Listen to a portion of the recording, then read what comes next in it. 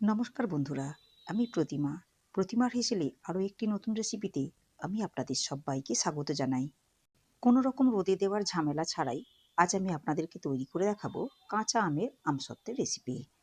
কাঁচা আম শেষ হয়ে যাওয়ার আগেই একটু বেশি পরিমাণে বানিয়ে নিয়ে বছর জুড়ে সংরক্ষণ করে রাখতে পারেন। আর খেতেও দোকানের কেনা আমসত্ত্বর থেকে কোনো অংশে কম হয় না। আসুন দেখে নেওয়া যাক কাঁচা আমের আমসত্ত্ব বাড়িতেই কিভাবে বানাবো। আমসত্ত্ব বানাবার জন্য এখানে নিয়েছি 500 গ্রাম পরিমাণ কাঁচা আম। আমের খোসাগুলো খুব ভালো মতো পরিষ্কার করে ছাড়িয়ে নিতে হবে। দেখুন, আমের খোসাগুলো খুব ভালো মতো পরিষ্কার করে ছাড়িয়ে দিয়ে দিয়েছি জলের মধ্যে। জল দিয়ে আমগুলো খুব ভালো মতো ধুয়ে নিতে হবে।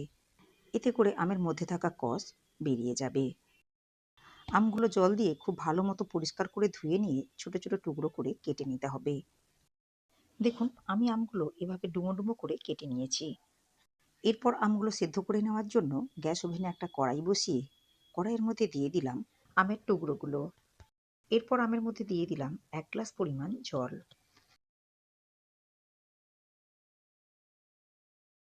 মিডিয়াম ফ্লেমে ঢাকা দিয়ে আমগুলো 5 থেকে 7 মিনিট সেদ্ধ করে নিতে হবে। 5 মিনিট পর ঢাকনা উঠিয়ে নিলাম। দেখুন, আমগুলো খুব ভালো মতো সেদ্ধ হয়েছে। এখন একটা হাতা বা খুন্তির সাহায্যে এভাবে চেপে চেপে আমগুলো একটু নরম করে নিতে হবে।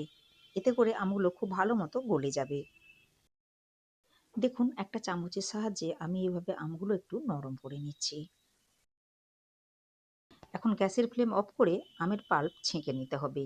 এর জন্য একটা পাত্রের উপর একটা ছাঁকনি নিয়েছি। ছাঁকনির মধ্যে আমের রস বা আমের পাল্পটা দিয়ে ভালো মতো ছেঁকে নিতে হবে।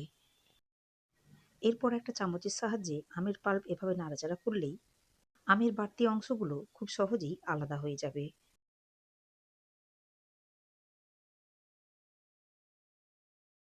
দেখুন, আমের বাড়তি অংশগুলো খুব সহজেই আলাদা হয়ে গিয়েছে।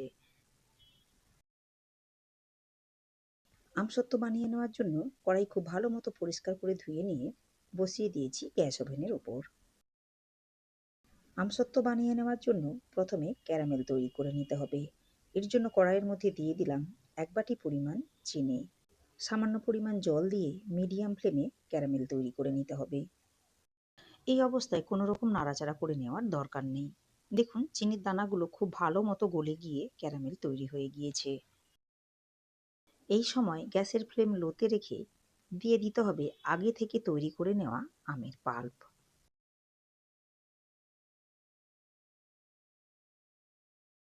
অল্প অল্প আমের পাল্প দিতে হবে আর হালকা হাতে নাড়াচাড়া করে মিশিয়ে নিতে হবে। এভাবে কয়েক সেকেন্ড নাড়াচাড়া করে উপকরণগুলো ভালো মতো মিশিয়ে নেওয়ার পর এর মধ্যে দিয়ে দিলাম 1 টুকরো দারচিনি। দিয়ে দিলাম 1 চা চামচ পরিমাণ ঝাল লঙ্কার গুঁড়ো। দিয়ে দিলাম 1 চা চামচ পরিমাণ কাশ্মীরি লাল লঙ্কার গুঁড়ো। তবে আপনারা চাইলে ঝাল লঙ্কার গুঁড়ো বাদ দিতে পারেন। ঝাল লঙ্কার গুঁড়ো দেওয়ার ফলে আমসত্ত্বটা টক ঝাল মিষ্টি হয়। এতে করে খেতেও খুবই টেস্টি হয়ে থাকে। এরপর দিয়ে দিলাম পরিমাণ মতো লবণ। আবার সমস্ত উপকরণগুলো নাড়াচাড়া করে খুব ভালো করে মিশিয়ে নিতে হবে। আমি ক্রমাগত নাড়াচাড়া করে 2 থেকে 3 মিনিট খুব ভালো মতো ফুটিয়ে নিয়েছি। দেখুন, মিশ্রণটা অনেকটাই ঘন হয়ে গিয়েছে। তবে এর থেকে আর বেশি ঘন করব না। এখন গ্যাসের ফ্লেম অফ করে দিতে হবে। দেখুন, মিশ্রণের ঘনত্ব ঠিক এই রকম রাখতে হবে। আমসত্ত্বগুলো তৈরি করে নেওয়ার জন্য আমি এখানে দুটো থালা নিয়েছি। থালার মধ্যে সামান্য পরিমাণ তেল দিয়ে খুব ভালো করে ব্রাশ করে নিতে হবে। থালায় খুব ভালো মতো তেল লাগিয়ে নিয়েছি। এখন থালার মধ্যে সামান্য পরিমাণ মিশ্রণ নিয়ে নিতে হবে। এরপর হাত দিয়ে এইভাবে থালার চারিধারে ছড়িয়ে নিতে হবে। এখন এই মিশ্রণের থালাটা ফ্যানের তলায় কয়েক ঘন্টা রেখে দিলেই খুব ভালো মতো শুকনো হয়ে যাবে। দেখুন, আরও একটি তেল লাগানো থালার মধ্যে নিয়ে নিলাম বাকি মিশ্রণ। এরপর 2 হাতের সাহায্যে থালার চারিধারে মিশ্রণটা ছড়িয়ে নিতে হবে। তবে আমি এই আমের মিশ্রণের থালাগুলো রৌদ্রে দিয়ে খুব ভালো মতো শুকনো করে নিয়েছি।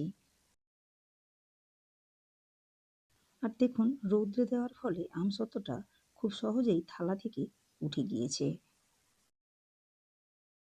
এখন আমি আপনাদেরকে আমসত্ত্বটা উঠিয়ে দেখিয়ে দিচ্ছি আমসত্ত্বটা কতটা পারফেক্ট হয়েছে।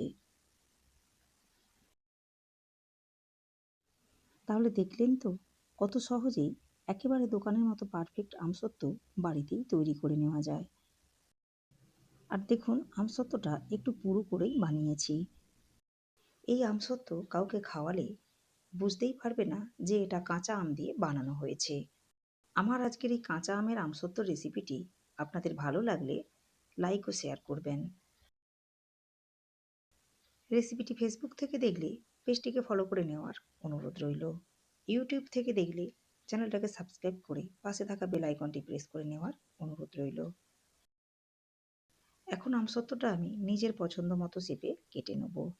দেখুন প্রথমে এইভাবে লম্বালম্বি করে এরপর আড়াআড়িভাবে কেটে নিতে হবে।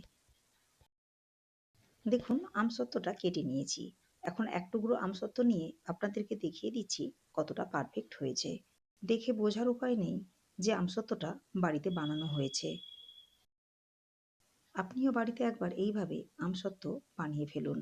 আশা করি বাচ্চা বড় সবারই খুব পছন্দ হবে। আজ এই পর্যন্তই। দেখা হবে অন্য কোনো রেসিপির সাথে। ভালো থাকবেন, সুস্থ থাকবেন।